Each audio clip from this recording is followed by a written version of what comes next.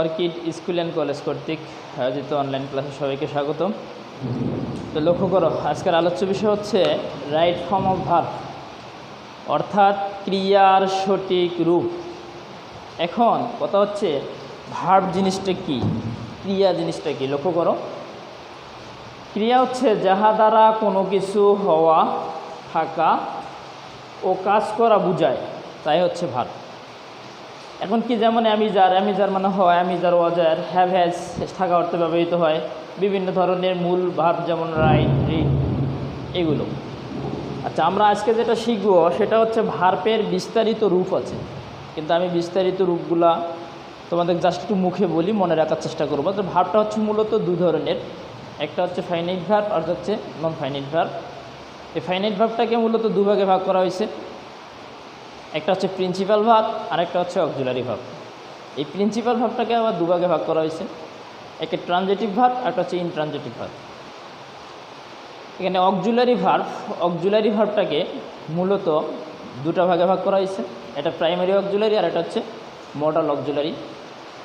Primary অক্সিলারিটাকে মোটামুটি তিনটা ভাগে ভাগ করা হয়েছে, একটা verb to be, verb to do আর একটা হচ্ছে ভার্ব টু হ্যাভ। আর মডাল অক্সিলারি 19টা এবং আরও অধিক আছে, এগুলো বলছিলাম।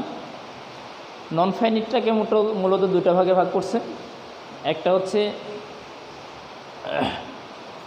নন ফাইনিটের ভাগ হচ্ছে মূলত দুইটা, একটা হচ্ছে ইনফিনিটিভ আর একটা হচ্ছে পার্টিসিপল। ইনফিনিটিভ হলো টু প্লাস ভার্বের প্রেজেন্ট ফর্ম, আর পার্টিসিপলটাকে মূলত তিনটা ভাগে বিভক্ত করা হয়েছে, এটা হচ্ছে প্রেজেন্ট পার্টিসিপল, পাস্ট পার্টিসিপল, এটা হচ্ছে পারফেক্ট পার্টিসিপল।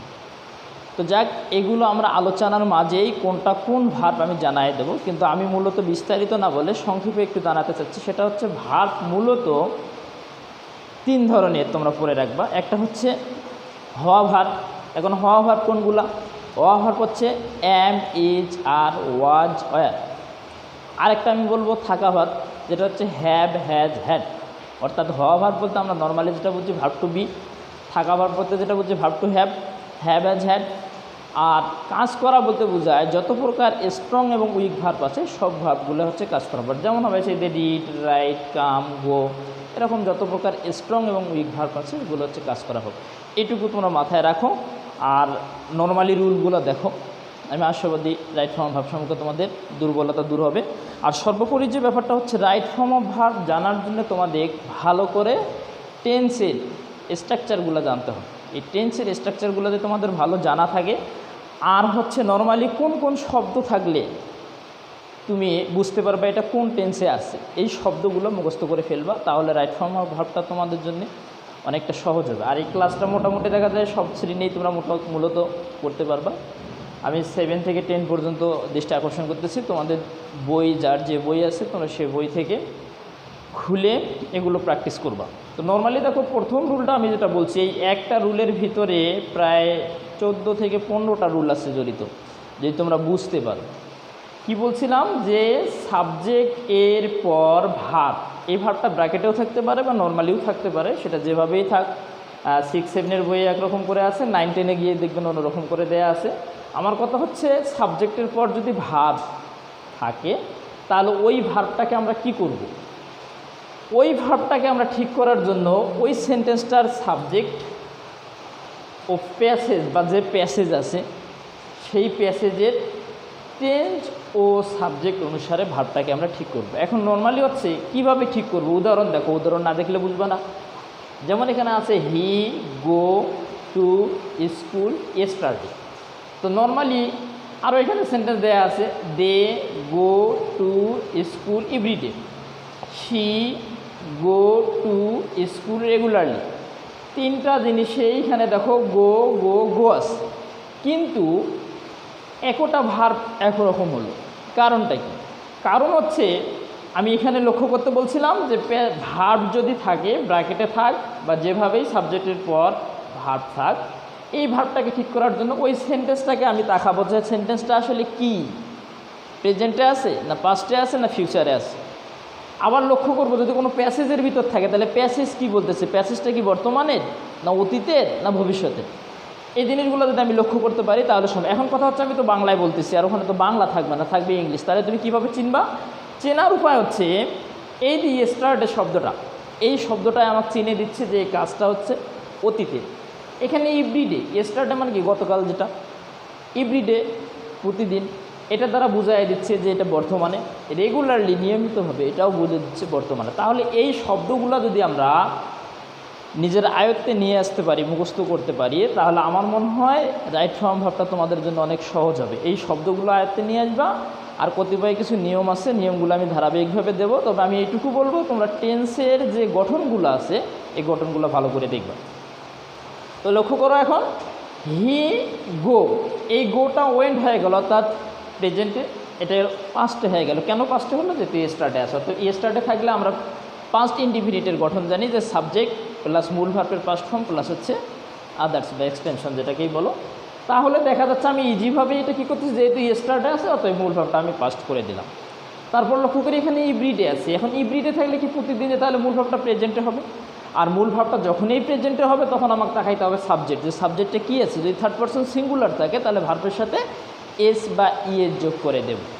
আর যদি দেখা যায় থার্ড পারসন সিঙ্গুলার না হয়ে অন্য কোনো কিছু আছে, যেমন এটা প্লুরাল ফর্মে আছে, বহু বচনে আছে, তাহলে যেটা ভার্ব আছে সেই ভার্বটাই আমি বসাবো। এই জন্য এখানে গোটা শুধু গোয়েই হবে। তারপরে নেক্সট লক্ষ্য করো যে রেগুলারলি, এটাও দ্বারা কি, এটা দ্বারাও প্রেজেন্ট বোঝাচ্ছে, প্রেজেন্ট ইনডিফিনিট। প্রেজেন্ট ইনডিফিনিটের গঠনটা হচ্ছে সাবজেক্ট প্লাস মূল ভার্বের প্রেজেন্ট ফর্ম প্লাস হচ্ছে আদার্স। তো প্রেজেন্ট ইনডিফিনিট হওয়ার কারণে দেখা যাচ্ছে এই যে ভার্বটা, এই ভার্বটা এখানেও কিন্তু গো বসা যেত, কিন্তু কেন গো বসলো না, গো না বসার জন্য কারণ হচ্ছে এখানে সাবজেক্টটা হচ্ছে থার্ড পারসন সিঙ্গুলার নাম্বার।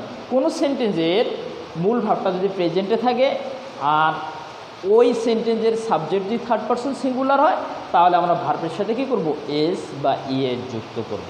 আমি আশাবাদী তোমরা যদি আমার কথাগুলো শুনে থাকো তাহলে পারবা এগুলো।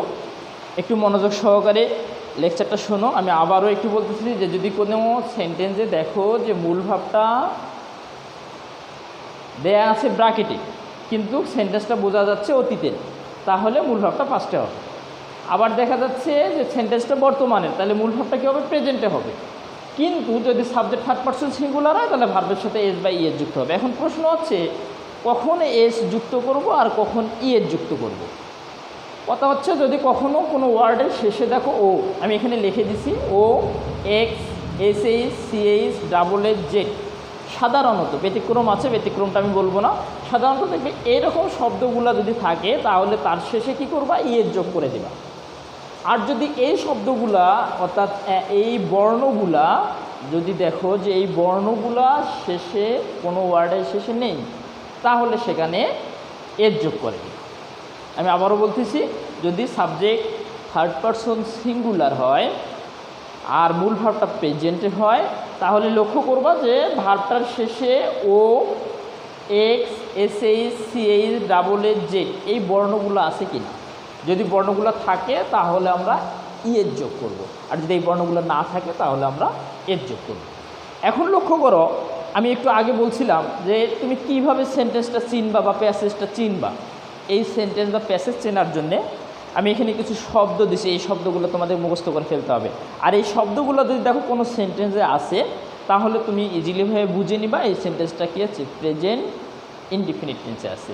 আর প্রেজেন্ট ইনডিফিনিট টেন্স হওয়া মানে তখন আমি মূল ভাবটা কী করব, প্রেজেন্টে রাখবো। আর প্রেজেন্টে রাখার পর আমাদের একটু কাজ হবে, যদি সাবজেক্টটা থার্ড পারসন সিঙ্গুলার হয় তাহলে এস বাই এর যোগ করবো, আর যদি না হয় তাহলে এস বাই এর যোগ করবো না। এখন কথা হলো কোন কোন শব্দ থাকবে, এগুলো মুখস্থ করে ফেলবা। যেমন আছে today, everyday, daily, regularly, usually, occasionally, specially, always, sometimes, often, twice, on Friday, অর্থাৎ বিভিন্ন ধরনের দিনের কথা এখানে উল্লেখ থাকতে পারে। ইউনিভার্সাল ট্রুথ, অর্থাৎ চিরন্তন যে সত্য কথাগুলো আছে। হ্যাবিচুয়াল ফ্যাক্ট, অভ্যাসগত যে ব্যাপারগুলো আছে। জেনারেল ট্রুথ, অর্থাৎ সাধারণ কিছু সত্য কথা আছে। সেলডম, হার্ডলি, এক্সেট্রা, এই শব্দগুলো যদি কোনো সেন্টেন্সে থাকে তাহলে সেই সেন্টেন্সটাকে তোমরা, সেই সেন্টেন্সের মূল ভাবটা তোমরা প্রেজেন্ট ইনডিফিনিটে, অর্থাৎ হচ্ছে মূল ভাবটা প্রেজেন্টে রাখবা। তো যাক, আজ এই পর্যন্ত। সবাই ভালো থাকো আর প্র্যাকটিস করো। আমরা ধীরে ধীরে সামনের ক্লাসগুলো অগ্রসর হব। সবাইকে ধন্যবাদ।